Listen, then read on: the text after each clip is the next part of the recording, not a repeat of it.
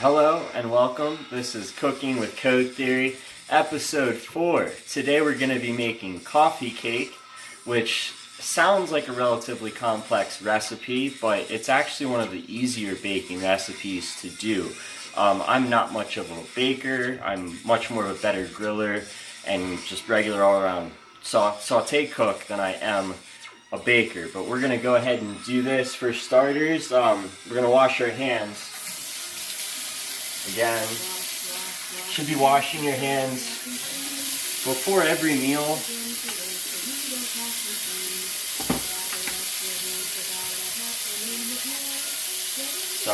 Wash your hands for about 30 seconds, and you'll notice that I'm getting in between my fingers, I'm getting my fingernails, and I'm doing my wrists. If I was at work, I would actually do my forearms as well.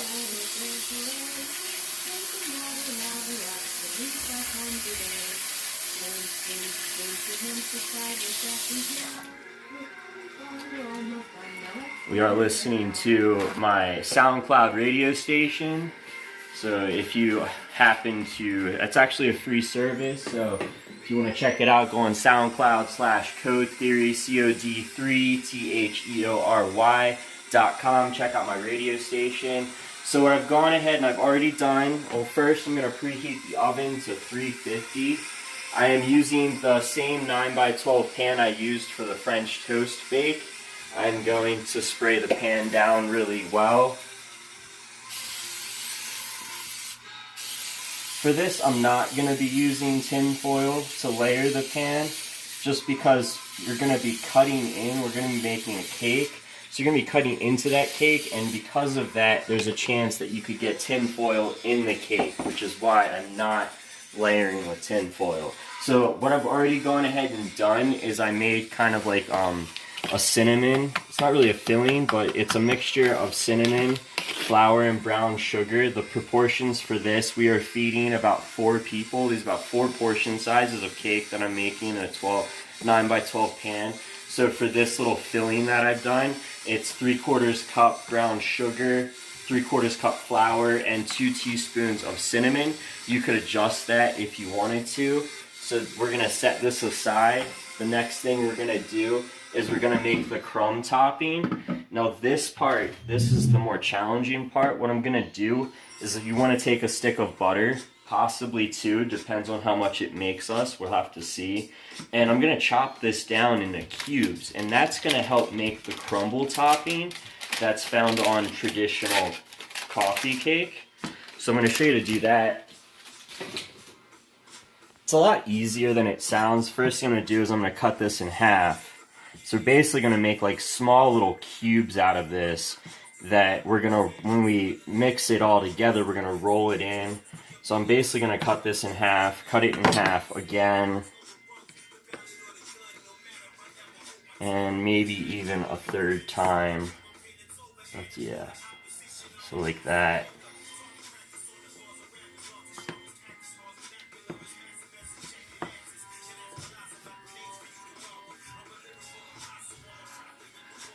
And you want to use soft butter. It is kind of a pain because it's going to stick to the knife pretty bad. I'm going to cut this one down one more time.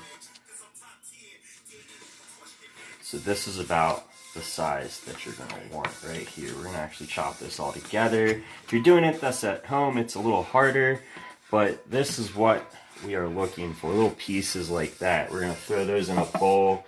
Make sure you detach them. Make sure they're not sticking together.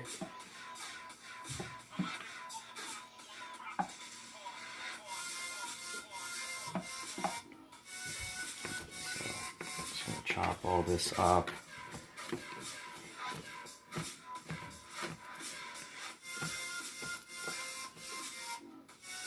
Okay, like that.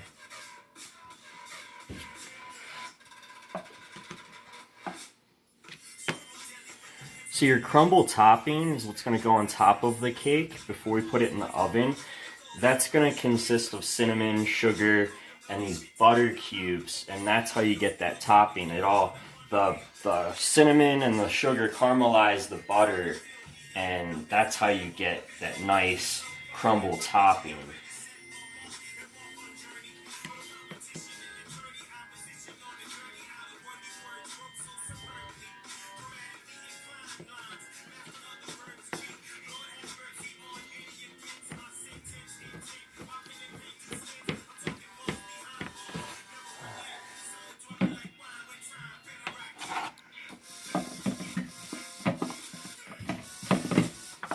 again, I'm going to stress the importance of making sure these aren't all stuck together,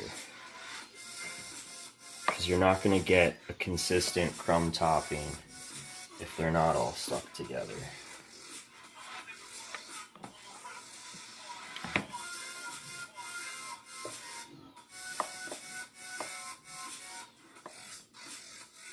While you're out there picking up ingredients, from what I've seen, has gotten a lot easier to find things like produce and meats, stuff like that. Frozen foods, not so much. Dry foods, starting to get a lot better. This isn't, at least in my area. Toilet paper is still pretty much non-existent, unfortunately, which honestly blows my mind, but we don't have to go there today.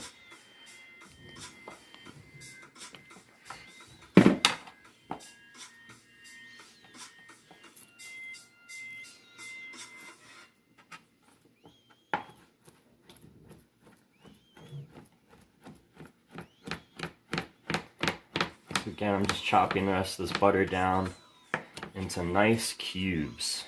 These are a little bit more rectangular, but that's okay. When we mix them up, the goal is these are gonna actually kind of refine into balls during the mixing process, and that helps recreate that crumble process. So they don't necessarily have to be squares or any sort of shape. You can mold them later in the mixture.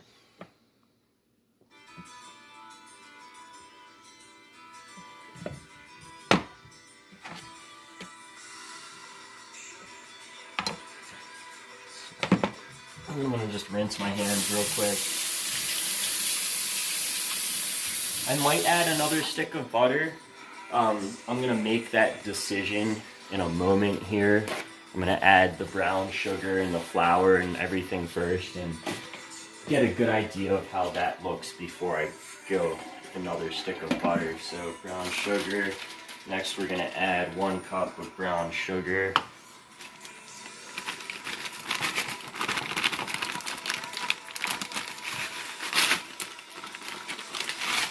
And if you need to, just kind of break that up a little bit. If you have a bag of brown sugar like this, a good tip and trick that I know of is if you put marshmallows in the bag, then the brown sugar won't get real hard. That actually works. I use it at work, and it works really well, actually. It is kind of a pain to get the marshmallows out when you need to use the brown sugar, so if you do this, I would recommend using the bigger giant marshmallows. That way it's a lot easier to get them out. If you use the mini marshmallows, that's going to be a pain. And we're going to add some flour, so 1 cup of flour.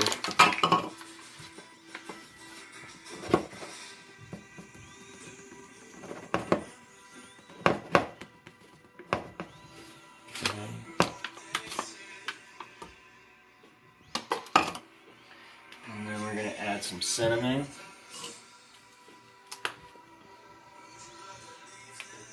I like a little extra. The recipe calls for 1 tablespoon. I'm doing 2. And we're just going to take a spoon that I had somewhere. So we're not going to blend this with a mixing or anything. I'm just kind of mixing this up myself with a spoon. You could use your hand if you wanted to, but this is... So again, this is the crumble topping. And see, if you have butter like this, just kind of make sure you're breaking that butter up. Again, this is what makes that crumble. The butter, the caramelized, everything caramelizes around the butter, makes it a nice cinnamon flavored, almost like a cake. It's really good.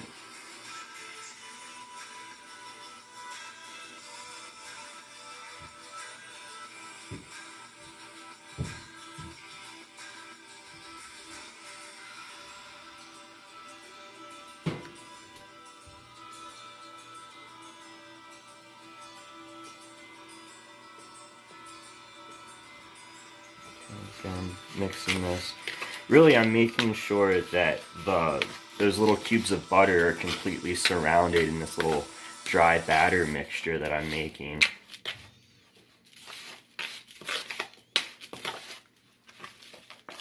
I don't think I'm gonna use that other stick of butter. This seems pretty good consistency. Again, we're only making we're only trying to feed about 2 to 4 people. So done with that, so we'll set that aside as well. So the next step is to make the cake mix, which is what we're gonna do now. For that, I'm gonna use regular butter. Oops. So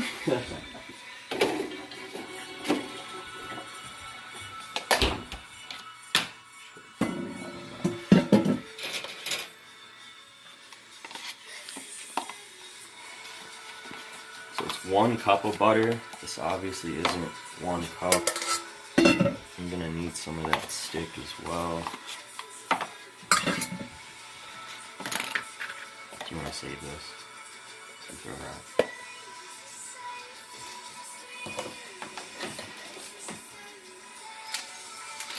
If you get stick butter, make sure you get unsalted stick butter.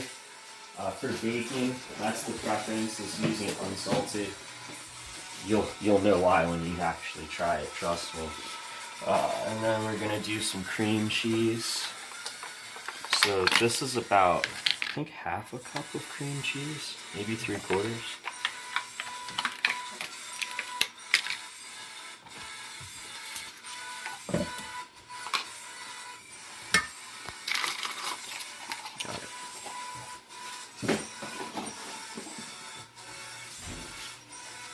So we got butter, about a cup of butter, about a cup of cream cheese. We're gonna add a little bit of salt. That's why you get unsalted butter, because you're already gonna add salt. If you did get salted butter, you just don't add salt to it. We're gonna add some milk. Is there an open one, or is this it? Okay.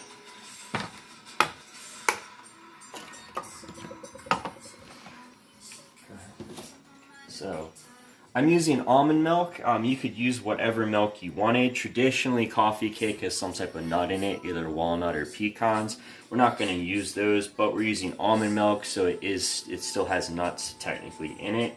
But it doesn't really matter what kind of milk you use. A good milk to use, though, is it's a little more expensive for baking. Oat milk works really good for coffee cake. I learned that at work recently. So 1 1/4 cup.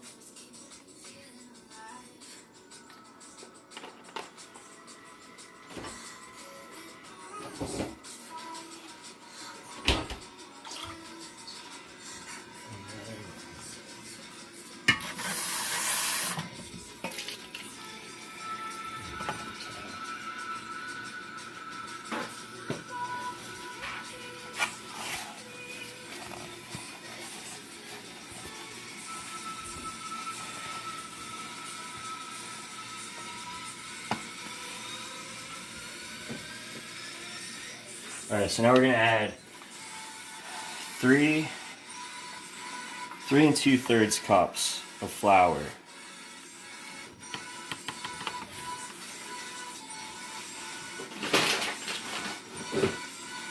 And then we're going to add like maybe an egg, maybe 2.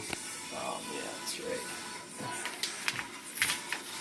Some baking powder. Hopefully you have the majority of this stuff at home. The good thing about if you do have to go out to the store, if you're able to go to the store, is that a lot of the baking ingredients have been heavily overlooked, which is kind of why I'm doing coffee cake today.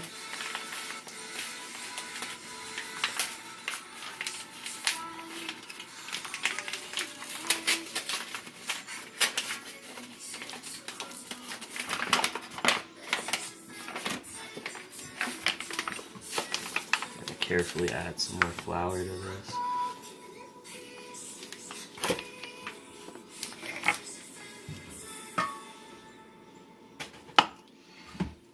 That might be too much flour for 3 cups. I'm gonna add maybe not 3 cups, maybe like 2, because that is a decent amount of flour.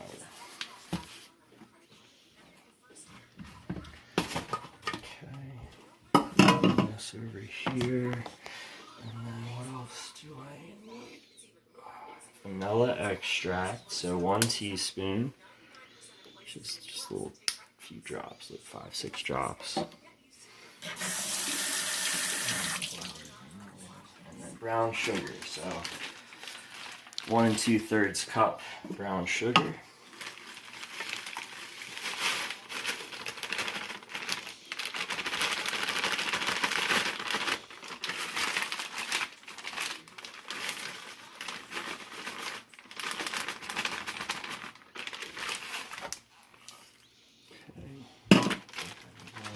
Some cinnamon.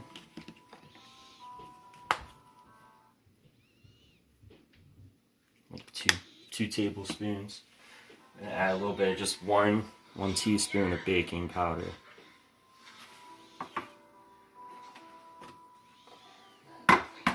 Sugar.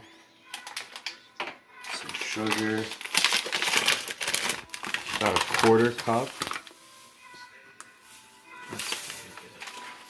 Then we're going to add an egg. Maybe 1, maybe 2. I'll determine that in another minute. You have an at-home mixer, lucky you. Go ahead and turn that bad boy on. So we're going to whisk this up really, really well. I might need to add some more milk. If your batter's too thick, just do the best you can, mix it up. If it's too thick, add some more milk. If it's not thick enough, add some more flour, and kind of go from there.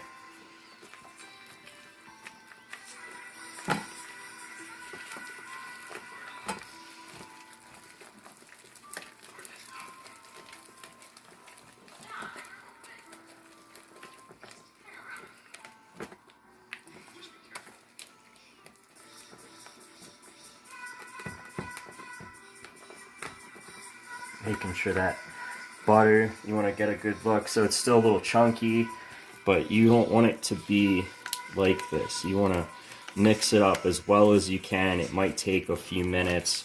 Just keep going hard on it.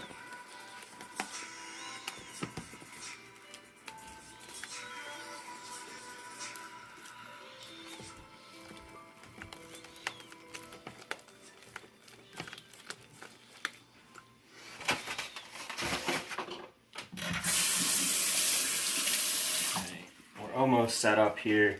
I'm going to start just another minute or two. I'm going to start putting stuff in this pan, showing you how that's done. This is going to bake for, it could bake up to an hour. I'd say probably about 30 to 45 minutes. What I'm going to do is, you're not going to be able to see this, but I'm going to bake it for about 30 minutes, check on it. I'm going to rotate the pan 360 degrees. This ensures that whatever I'm cooking in the oven maintains consistency throughout the cooking process. So I'm going to do that afterwards.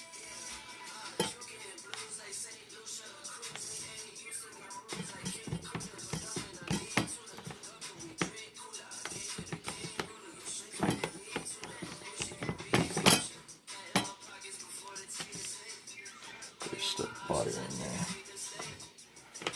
Just trying to break up this butter stick. Use melted butter. Go ahead and melt your butter before. Just makes it easier, unless you have like a mixing stand that does it for you. Those things are awesome.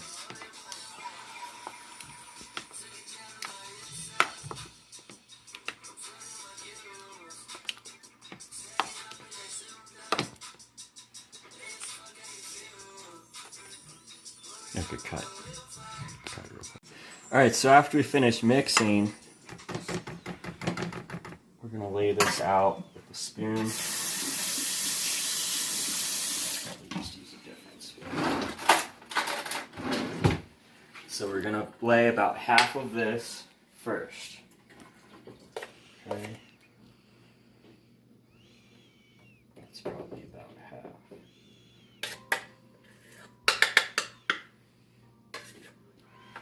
Okay. So half of that. Then we're going to do this little cinnamon mixture, the cinnamon flour mixture. We're going to put some, we're going to spread that out in there.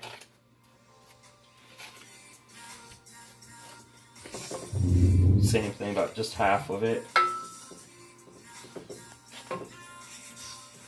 Set that aside. Come back to our cake mix. Pour the rest of this in here.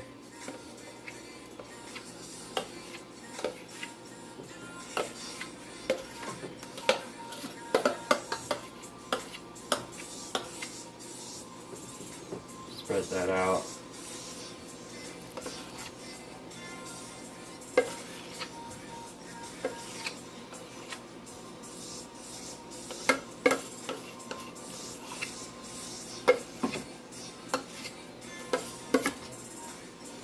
Okay. Then we're going to spread the topping out really nice and well. It's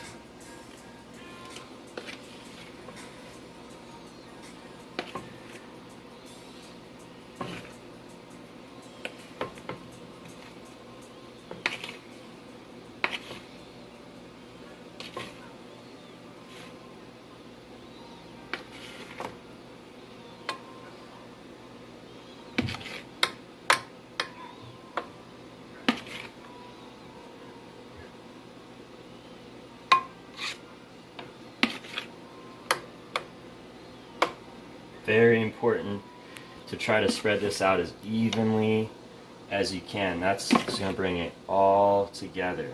That's what makes a coffee cake. And of course, you know, I didn't add any pecans or walnuts to this. If you wanted to at home, that's something you could do. If you get them pre-chopped, not crushed, get chopped pecans or chopped walnuts, unless you'll have to chop them yourself. And then we are going to cover the pan with tin foil and do the same thing we did with the French toast bake, where this is going to cook for till it's about 85 to 90% done. And then we're going to take off the layer of tin foil for the last 5 to 7 minutes to brown the top. Alright?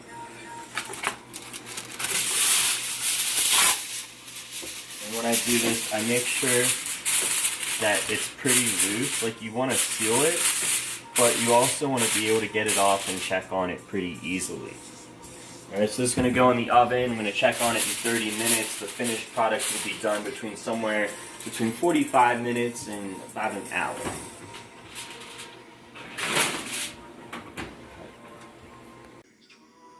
Alright, so now we're going to pull this out of the oven.